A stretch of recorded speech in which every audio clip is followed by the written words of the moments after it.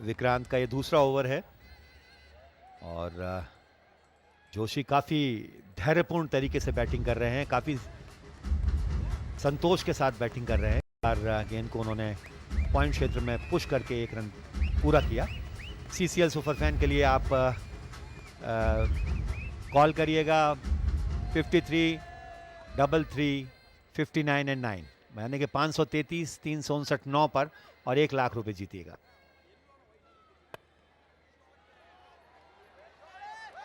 बहुत अच्छा शॉट, कमाल का शॉट। जिस तरीके से उन्होंने मारा था ऐसा लग नहीं रहा था कि चौका मिलेगा, लेकिन याद रखिए ये पावर प्ले के ही अब ओवर्स हैं, यानी यहाँ पे ज्यादा बाउंड्री राइडर्स नहीं हो सकते, तो अगर आप इनफील्ड को भेज सकते हैं तो चौके के मौके आपके लिए बने रहेंगे।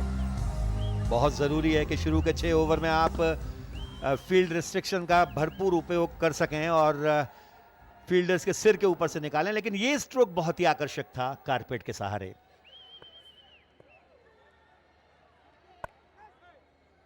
विक्रांत लगातार ऑफ स्टंप पर परीक्षा लेने की कोशिश करते हुए और यहां पर बिल्कुल ठीक फील्डिंग के अनुरूप उन्होंने गेंद को फेंका और सीधी फील्डर के हाथ में। तो दोनों बल्लेबाज काफी सूझबूझ के साथ और काफी आत्मविश्वास के साथ भी खेलते हुए। अब जो स्ट्राइक पे आए हैं सचिन जोशी, उन पे नजर रखिए कि अब अपना हेलमेट, और यहां पर पिच होने के बाद बाउंस भी था गेंद में, लेकिन उसको हल्के से खेला स्क्वायर लेग की तरफ।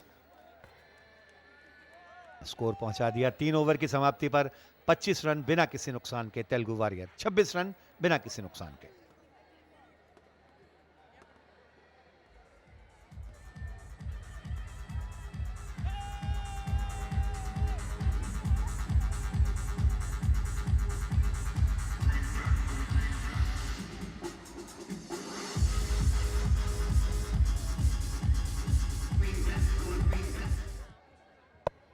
सचिन जोशी आरंभिक बैट्समैन बाएं हाथ के।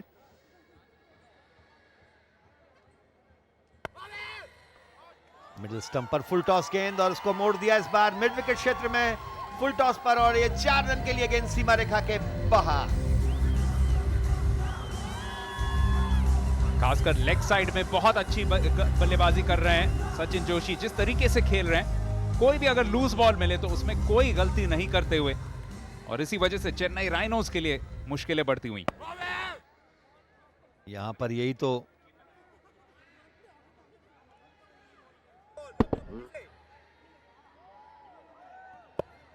Boost is the secret of his energy. Sachin Joshi यहां पर शांतनु को बिल्कुल मुश्किलात में डालते हुए विकेटकीपर के पास पहुंची गेंद, लपकी हुई गई, अपील भी हुई, लेकिन अंपायर सूचने की मुद्रा में। और आपको बता दें CCL में ऐसे सिचुएशंस में भी रेफरल ले सकते हैं अक्सर, लेकिन यहां पे लिया नहीं था क्योंकि फील्डिंग साइड को पता था कि गेंद के आसपास गई नहीं थी, बहुत क्लोज। मेरे ख्याल से विश्वास नहीं हुआ कि वो स्टंप्स पे नहीं लगी बॉल। और यहां पर थोड़ा सा दिशा में परिवर्तन किया और उसे खेल दिया इस बार शॉर्ट आर्म पुल जिसको कह सकते हैं, और स्क्वायर लेग की तरफ से 4 रन के लिए गेंद सीमा रेखा के पास। तो एक बेहतर ओवर आता हुआ यहां पर तेलुगु वॉरियर के लिए, 2 चौके इसमें। राकेश, सौरव गांगुली के बारे में कहा गया था कि वो God on the of side है। यहाँ पे सचिन जोशी वैसी ही मुद्रा धारण करते हुए लेग साइड पे अगर आप कोई भी चूक करेंगे तो उस पर पूरे रन बटोरने की क्षमता रखता है ये खिलाड़ी। बड़े मजबूत खिलाड़ी हैं लेग साइड पर, बेहतरीन कलाइयों का उपयोग, गेंद को बहुत जल्दी पढ़ लेते हैं। तो ये सब टेक्निक जो होनी चाहिए एक लेग साइड के प्लेयर के लिए उनके पास। पारी का चौथा ओवर इस समय चल रहा है और लगातार फिर ये लेग स्टंप पर वही भूल, वही गलती, और एक बार फिर से चौका निकलते हुए बैक टू बैक बाउंड्री आते हुए यहां पर। जहां इस बॉल से पहले शांतनु ने अपना कोण बदला था, लेकिन लाइन में कोई परिवर्तन नहीं हुआ, फिर भी लेग स्टंप पे ही बॉल डालने में कामयाब हुए, और इस बार फिर से कोई गलती नहीं, इसके बावजूद कि फाइन लेग सर्कल के अंदर आ गया था। यानी उनसे ये फील्डिंग होनी चाहिए थी, अगर रोक लेते तो चौका जरूर नहीं होता। चौकों में बात कर रहे हैं, समय चौके में डील कर रहे हैं सचिन जोशी। इस ओवर में अब तक 3 चौके लगा चुके हैं और काफी प्रशंसनीय तरीके से, काफी आत्मविश्वास के साथ बैटिंग कर रहे हैं। और ये फिर से लेग स्टंप पर लगातार उसी गलती को दोहराते हुए, वाइड का इशारा आते हुए एक अतिरिक्त रन और मिलते हुए यहां पर तेलुगु वॉरियर्स के लिए। बहुत अच्छा ओवर उनके लिए जाता हुआ। 13 रन आ चुके हैं, 2 गेंद अभी भी शेष हैं और जिस तरीके से गेंदबाजी कर रहे हैं शांतनु, ऐसा लग रहा है कि और भी रन दे सकते हैं अगर सचिन जोशी स्ट्राइक पे रहे। इनका विकेट अब बहुत कीमती बन गया है चेन्नई राइनोज के लिए।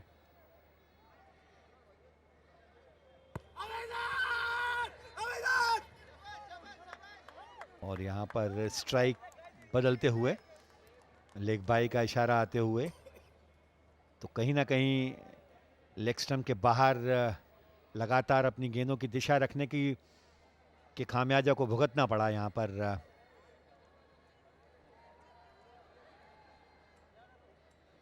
40 रन बिना किसी नुकसान के। विक्रांत ने जो भूमिका निभाई थी लगभग उसी अंदाज में यहां पर सचिन जोशी। फर्क यह है कि वो दाएं हाथ के बैट्समैन थे और ये बाएं हाथ के बैट्समैन है।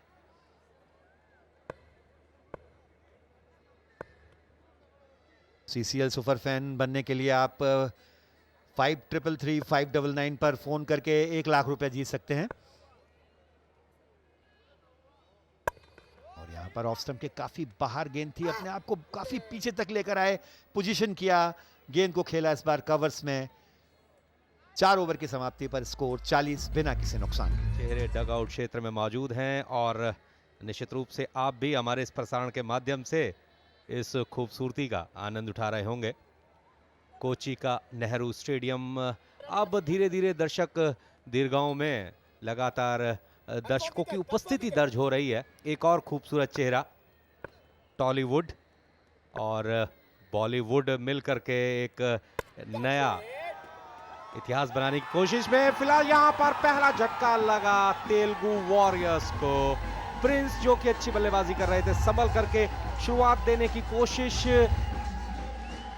में उन्होंने एक शॉट खेला जिस वजह से उन्हें अपना विकेट गंवाना पड़ा। काफी देर तक बॉल हवा में रही, हल्की सी फ्लाइट थी, खेलते समय बैट उनके हाथ में मुड़ गया, ठीक से ग्रिप नहीं कर पाए थे बैट को, जिस वजह से उतनी ताकत नहीं लगा पाए स्ट्रोक के पीछे की बॉल मिड ऑफ क्षेत्र बाबू के कंधों पर निर्भर करता है और बहुत बड़ी जिम्मेदारी रहेगी आज सुधीर बाबू के ऊपर। विकेट के दोनों ओर स्ट्रोक्स लगाना जानते हैं बाबू। देखना ये होगा कि दबाव के इन क्षणों में किस तरीके से और क्या रणनीति अपनाते हैं।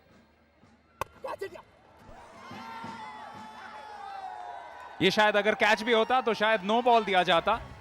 दोनों अंपायर्स एक दूसरे को देखते हुए कि क्या ये full toss above waist height था, दिया नहीं है लेकिन चौका तो मिला ही है।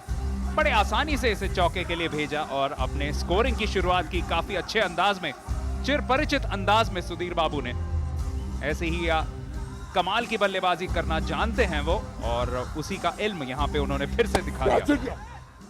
देख के नो बॉल जरूर लगा, ये फुल टॉस तो था, अबव वेस्ट हाइट भी लगा।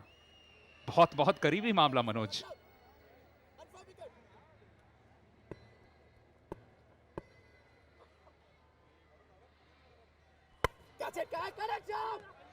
बहुत बढ़िया शॉट, गैप में खेला हुआ, लगातार 2 गेंदों के ऊपर 2 जोरदार स्ट्रोक के माध्यम से सुधीर ने अपने इरादे और अपनी फॉर्म को दर्शा दिया है कि बहुत ही सकारात्मक अंदाज में वो बल्लेबाजी करने वाले हैं आज के इस मैच में।